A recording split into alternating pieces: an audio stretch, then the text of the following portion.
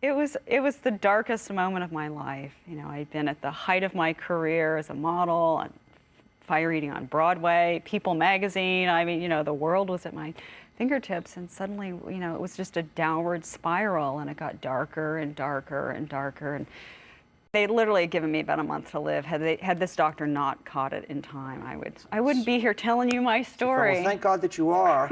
When you were recovering from the surgery, you kind of had this vision of a business. I did. As soon as I woke up in the OR, and I suddenly saw the logo, the name came to everything. It all fell into place. I thought, this is what I'm going to do, because I remember how I was reminded of how comforting and loved and nurtured I felt by having these pets, and how much value it added to my dark life at the time. So I thought, why not move forward? It's a new beginning. It's a new day. I'm going to get well. I'm fully recovered, and that's what launched the business. Tell me more about some of the products in your company. Well, the product line is based on a philosophy of pets deserve the best that the world has to offer, and we make really fabulous pet products. What kind of stuff? Well, I use a lot of environmentally friendly products. I always have. I've always been green. I've been making products with hemp and linen and flax and recycled plastics, and they're just classically designed with a sense of whimsy. They're very functional, they're durable, and they just have a very high return on the investment. And they're affordable. They're a really great value. And I guess for somebody who pets have given you so much, in your mind, you're always not about, okay, what's just going to be something that's going to sell, but what is a pet? I want to give something to a pet. Absolutely, and I want it to function. I want, you know, it's form and function. I mean, you can fool people once with great packaging, but if it doesn't perform inside and what you're selling, you've got to live up to your promise. So if it's, you know, and we deliver. It's a great product line. Well, for somebody who was kind of a couple of weeks away from death, did pretty good, kid. Congratulations. Thank All you. good stuff, man. Good Thank things happen to good people. Carol Rawl, founder of Harry Barker, somebody who's found hidden millions in their pet, and has certainly come back from adversity.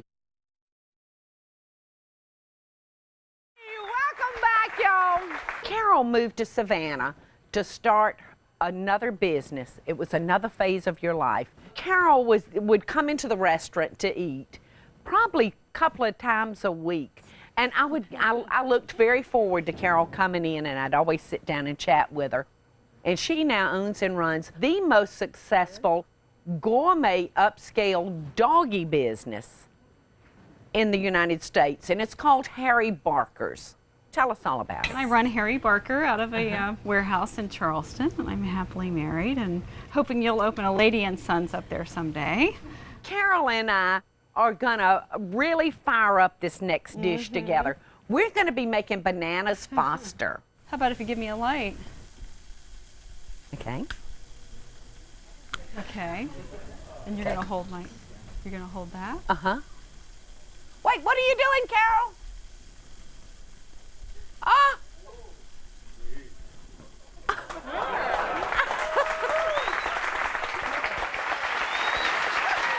told y'all she was hot.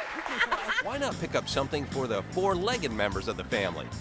While most pet products will have your home looking like a kennel, one company has been turning heads with designer pet accessories that won't muss the elegance of your living room.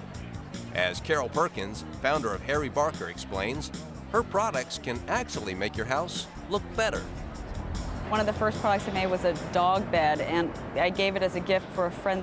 She used to hide her dog bed when people would come over, which is very traumatic to an animal. That's their territory. So I made her a bed that matched her interior. Friends came over, saw it, said, "Where did you get that dog bed?" So suddenly I was taking orders, and it just grew from there.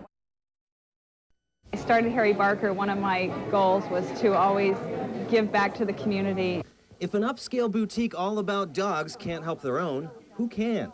While Southside Fire's Canine Unit has been showered with support since their return from Ground Zero, getting back to normal for the dogs will require expensive training.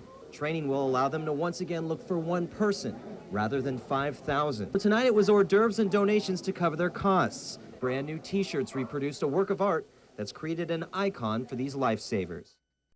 Despite the fact that teddy bears are still a core product in the industry, that one of the fastest growing segments is gifts for pets. 5 years ago, there were only 2 companies making gifts for pets. This year, over 100. This comes from Harry Barker. Woof.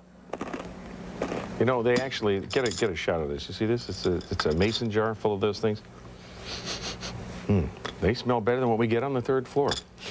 That's The Edge for tonight. That's our commissary.